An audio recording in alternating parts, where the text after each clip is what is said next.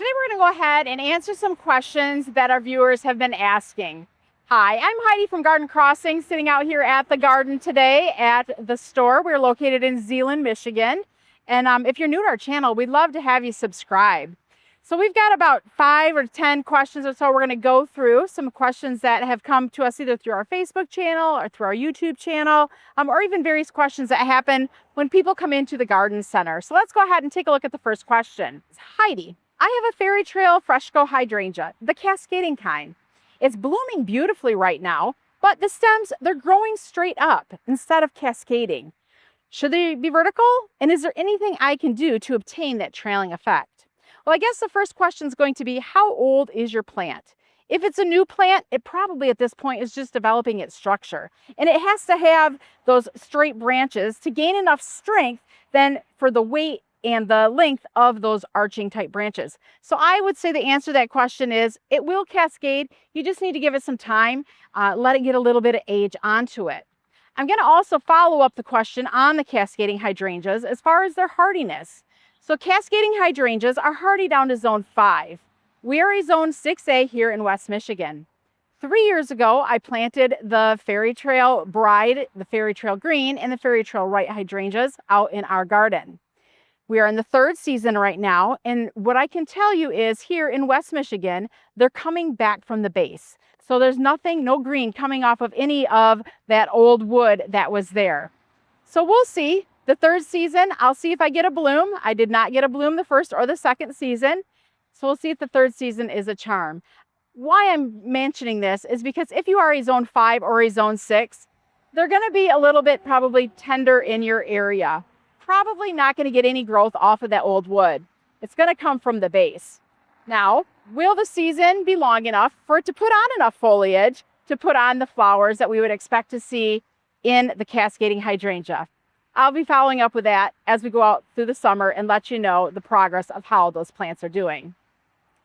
The next question says, hi Heidi, I'm in zone 6B in New Hampshire and I'm struggling with the roadside area. It gets hit with the salt and sand from the snowplow every year.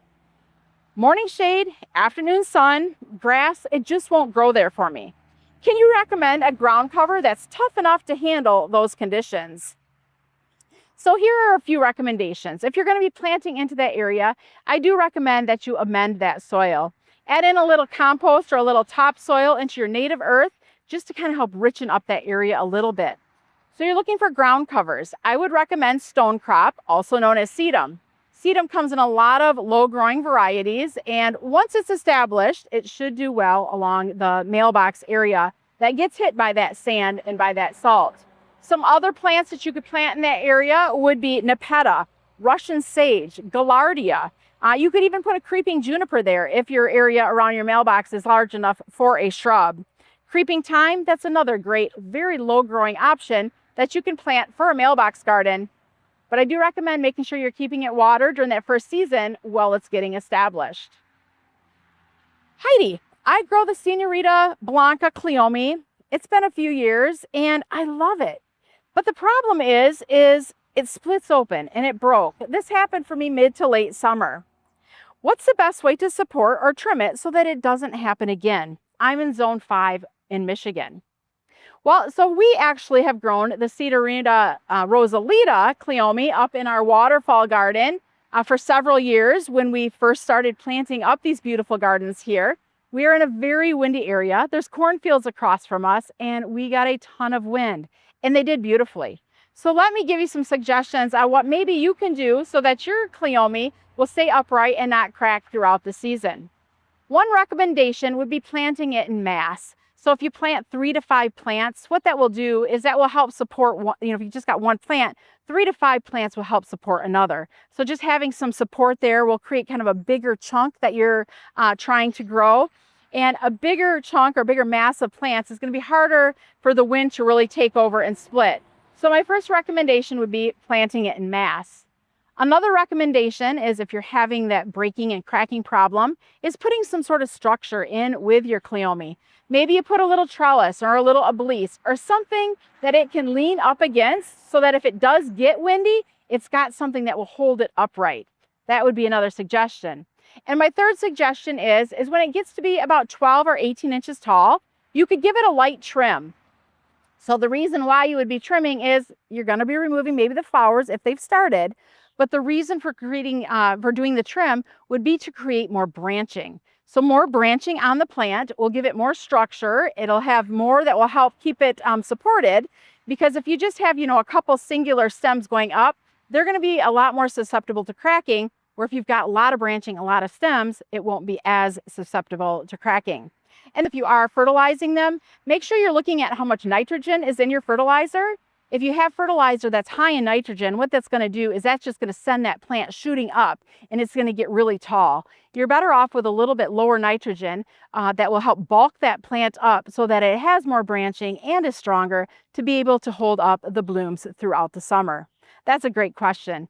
Cleome is a great plant, typically for windy areas and areas that tend to get a little bit more drier. I love the look of a more open, airy, romantic garden. Kind of that cottage garden feel. Not the tight ball-shaped shrubs you see everywhere. Can you recommend any perennial or flowering shrub with a looser, more vertical habit? Something that would be hardy in a zone 6. So a couple ideas. First off, I want to say we just did a post on YouTube about cottage gardening. We're going to put a link down in the comment section so you can link to that. There's a lot of great recommendations on annuals, perennials, and shrubs that can be planted in a cottage garden to give that nice, airy, whimsical feel. But a few plants you could plant into a cottage garden that won't be those structured, tight, ball-shaped plants. You could do roses. Climbing roses are an excellent choice. You could do clematis vines. Let them grow up a trellis. Maybe they're going to meander on your fence. Just something that just kind of is meandering and loose feeling. Butterfly bushes, lilacs, those are great as well, because it's also important when you are creating that cottage garden feel that you're having color from early season to later on in the season. Another plant would be a viburnum, those beautiful snowball looking flowers in the late spring. That's a gorgeous addition to a cottage garden. And if you're looking for something that gets big and even is a little bit fun and whimsy, I would recommend the Calycanthus Aphrodite. The plant will get up to 8 foot tall, but it's very loose, it's very airy, and it blooms with these gorgeous burgundy blooms that are fragrant throughout the summer. So Calycanthus Aphrodite, it's a great addition to the cottage garden. So I'm brand new to container gardening, and honestly, I have no idea where to start. What's your go-to plant recommendations for beginners in their very first container? That's a great question, and we've done a lot of great container videos as well this spring for sun gardens or for shade gardens. And we'll put links to those as well, because we've got a lot of great ideas of things that you can plant together. When we put our containers or our hanging baskets together here at Garden Crossings, we do use plants that tend to be a little easier to take care of, because we know a lot of you are just grabbing a basket or container because you don't know what to do. You don't know how to put them together yourself. So we do that for you. So some of my recommendations would be petunias, super bells, superbena. Those are 3 great supers that you can start off with that are easy to grow for container gardens, especially if you're looking to plant for a sunny area.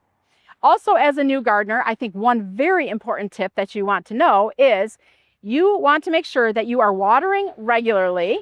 And when you're watering, you want to make sure that that water is not just, drink, done. You want to make sure you're giving it enough water that it's saturating the soil that those plants are planted into. You want to make sure that when you're done watering, the pot is peeing out the bottom. You won't forget that, because I think you maybe just chuckled with me saying that. So yes, if your pot is not draining out the bottom, you've not watered it enough.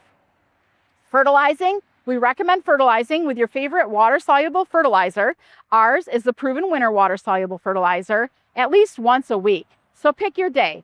That's the day you make sure that you're watering and fertilizing your plants. Your plants, they're hungry and they're thirsty. So it's very important that you're replenishing their water and the fertilizer that they need to continue to grow all summer long. Now we're going to have another question that we're going to follow up to your container question. And that is, summer heat is brutal on my containers and hanging baskets. By July and August, everything looks tired and sad. How do you keep things looking full and beautiful all the way through the hottest part of the season? So as just mentioned, it's important to keep them watered regularly and fertilized once a week. But the third thing is, and this is something people are often afraid to do, is don't be afraid to trim your plants. You need a haircut every once in a while to keep your hair looking fresh. Your plants also do need a haircut. Usually around 4th of July or so, we'll recommend giving them just a nice little light trim. So if your hanging basket is, longer than the bottom of the pot, go ahead and trim it up to the bottom of the pot. Our goal is not to have the longest hanging basket in the neighborhood. Our goal is to have the nicest looking hanging basket in the neighborhood. So don't be afraid to trim them if they start getting a little bit ratty. Also, if they are looking a little bit ratty, you probably haven't done step 2, fertilize them. So make sure that you are fertilizing them regularly to keep those hanging baskets looking beautiful all summer long.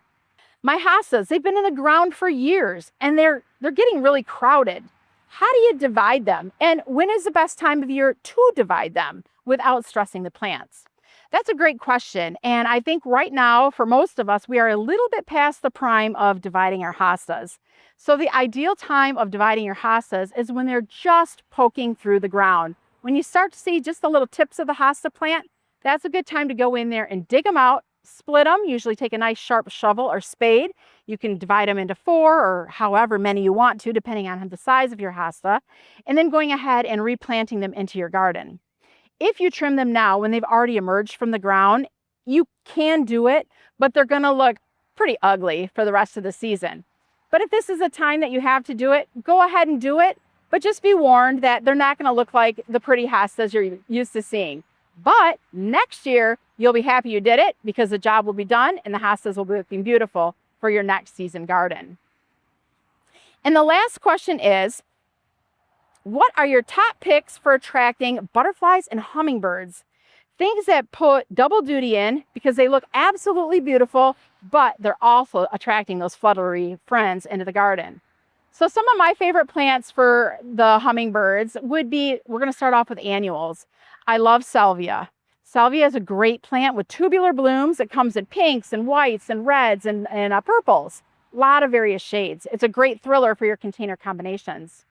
Another great plant would be Kufia vermillionaire.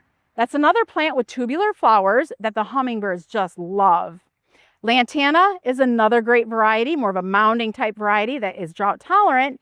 And that's another one you're going to find those butterflies and hummingbirds really enjoying. As far as shrubs, you could use Weigela with their tubular blooms. I think kind of one thing to think about is, think about flowers that have tubular blooms. That's just a good starting point. There's many great flowers that'll do it. But if a flower has a tubular bloom, usually that's a good indicator that it's going to be a plant that those butterflies and hummingbirds are going to love. Perennials, perennial salvia, perennial veronica, both excellent choices for attracting hummingbirds to the garden. Penstemon, another great choice. There are so many great options out there for attracting hummingbirds to your garden, and we're going to put a link for you down below of hummingbird and butterfly attracting plants. We're even going to show you how to find them on our website if you want to go in and see our collection of plants that attract butterflies and hummingbirds to your garden. Thank you for these questions. I love it when you put questions on our videos. I'm the one that goes through and does all the answers. And if there's something you have a question on that you potentially would like to have answered in another video like this, please leave it down in the comments below and I'll be sure to get to it and add it to the list. Another thing I would like to invite you to do is, this is a time of year when containers are starting to look amazing. And I know if you are a true gardener or plant lover, you are just eager to share your containers with the people. Please send us an email with your favorite container combination. I would love to feature it on our social network. And man, there's nothing more fun than being able to show a combination and have others comment on it and say, wow, that's a beautiful look. I'm going to copy that next year. Thanks for watching. I'm Heidi from Garden Crossings.